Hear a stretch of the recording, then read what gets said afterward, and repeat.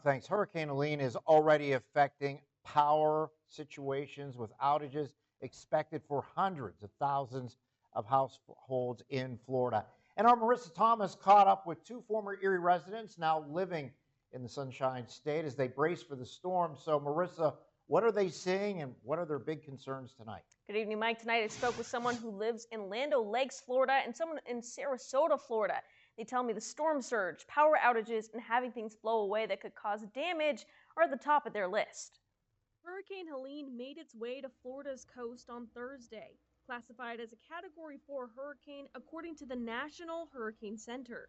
One resident in Sarasota, Florida, former Erie resident John Dudley, says they are seeing strong winds and downpours. What we're seeing right now is mainly winds coming from like the southeast, some heavy rain at times, and some gusts that are probably up to about 60 or so miles an hour.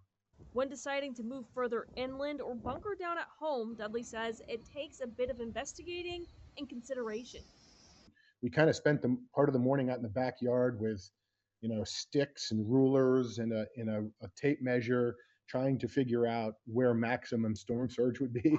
And we felt comfortable enough with what we were hearing and what we knew we had back there to ride it out. So we're still probably another 5 or 6 feet from having it come up over the pool level, and probably another foot or so coming in the house. So I think we're going to be okay.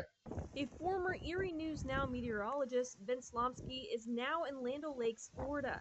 He's seeing sporadic bursts of strong winds and rain. It's been windy. It's been rainy. The winds, when they pick up, they rip pretty good. The trees are kind of going sideways. Really about 5 p.m. is when it started hitting us here in Land O'Lakes. Again, 30 minutes north of Tampa, 20 minutes east of any of the closest beaches here. It's Lomsky's first time preparing for a hurricane since he moved to the area, and he says in the future, preparation will continue to be top of mind. It's just been a unique experience, something that, we won't forget anytime soon. And hopefully we're done for the year with hurricane season. But, I think that now that we've lived through this once, we'll continue to be prepared when it does happen. It inevitably will happen again. So we'll be prepared. I asked both Dudley and Slomsky what post-hurricane is going to look like for them. They said they're expecting to pick up some debris, some tree limbs, but they're hopeful that there will be no structural damage. They also said they'll make sure other family members are safe and check in on their neighbors. Live in the studio, Marissa Thomas, Erie News Now.